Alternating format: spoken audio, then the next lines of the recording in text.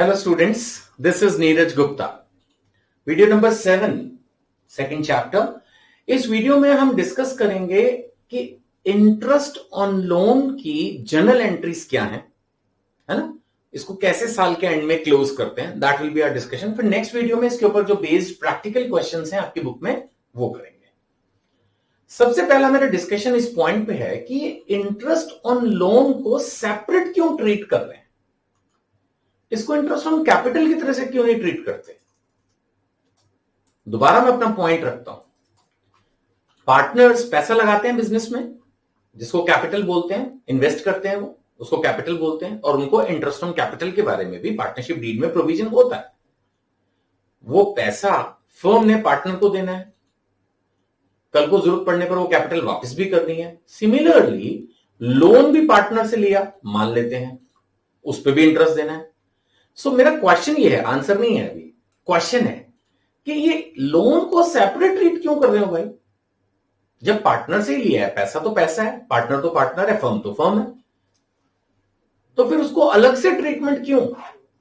तो आइए सबसे पहले समझते हैं कि व्हाई लोन और interest on loan is treated different from capital. ये लिखिएगा heading, why loan is treated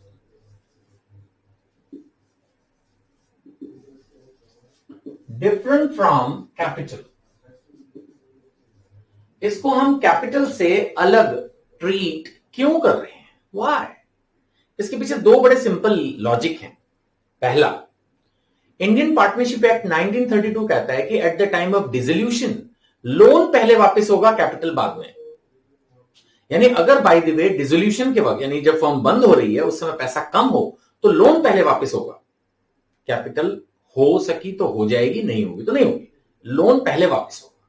so that means partner के एंगल से भी देखा जाए तो ये बेटर है कि वो लोन को सेपरेट ट्रीट करे, उसकी सेफ्टी सिक्योरिटी ज्यादा है क्योंकि it will be repaid first at the time of dissolution. तो that is the logic number 1। तो इसको हम नोट करेंगे, number 1, loan is repaid before capital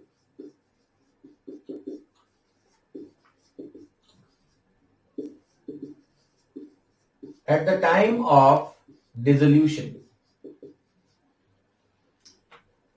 ठीक है ना, loan is repaid before capital at the time of dissolution. That is point number 1। Second point, जहां तक सवाल है इंटरेस्ट ऑन लोन का, तो ये मैंने पिछली वीडियोस में ही बताया कि इट्स अ चार्ज, प्रॉफिट हो या ना हो इस पे तो मिल ही जाएगा। इंटरेस्ट ऑन कैपिटल का कोई भरोसा नहीं है, प्रॉफिट होगा तो मिलेगा, नहीं तो नहीं।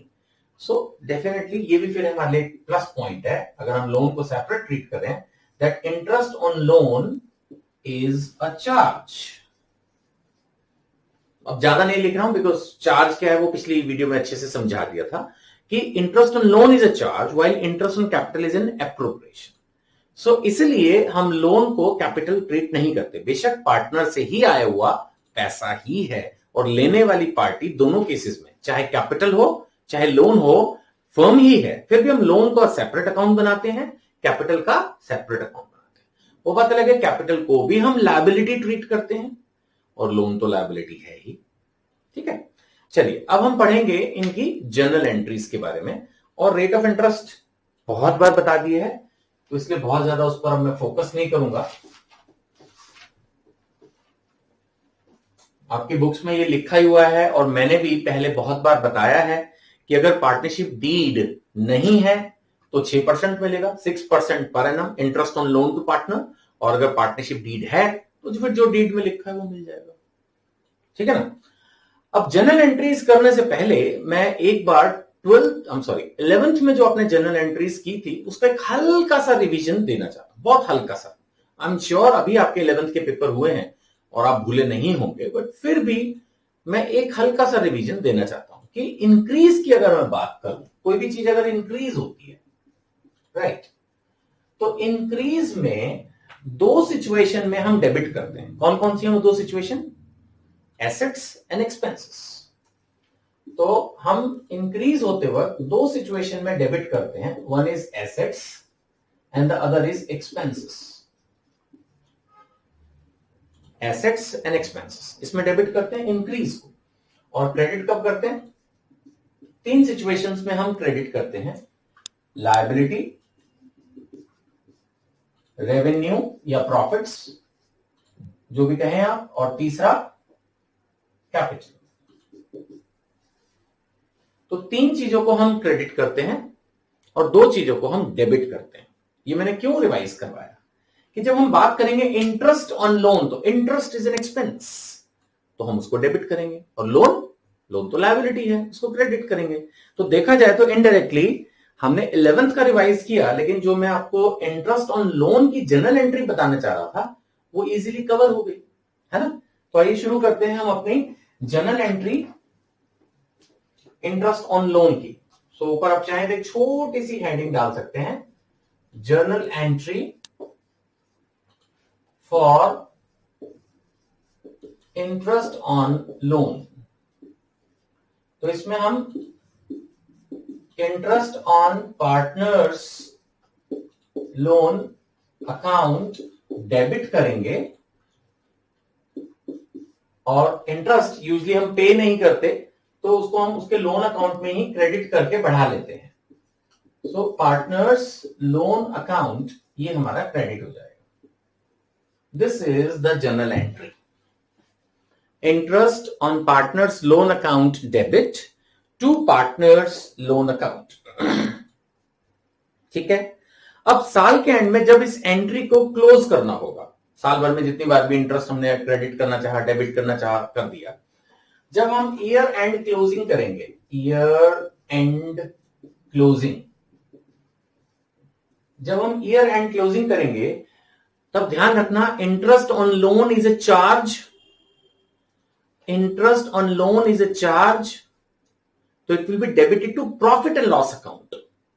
ये एप्रोप्रिएशन अकाउंट में नहीं जाएगा। अभी आने वाली वीडियोस में मैं आपको समझाऊंगा कि पार्टनरशिप फर्म में प्रॉफिट एंड लॉस अकाउंट का एक एक्सटेंशन अकाउंट बनाया जाता है, extension, extra profit and loss appropriation account, जिसमें पार्टनर्स को दी गई पेमेंट्स और उनसे ली गई इंटरेस्ट ऑन ड्रॉइंग वगैरह का ही हिसाब ज्यादातर रहता है। लेकिन interest on loan is a charge, so it is payable whether profit or not, so it is an item of profit and loss account। तो इसको क्लोज करने के लिए ये जो इंटरेस्ट का है, हम प्रॉफिट एंड लॉस अकाउंट को डेबिट करेंगे, प्रॉफिट एंड लॉस अकाउंट, इसको हम डेबिट करेंगे टू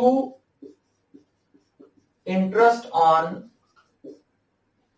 पार्टनर्स लोन अकाउंट।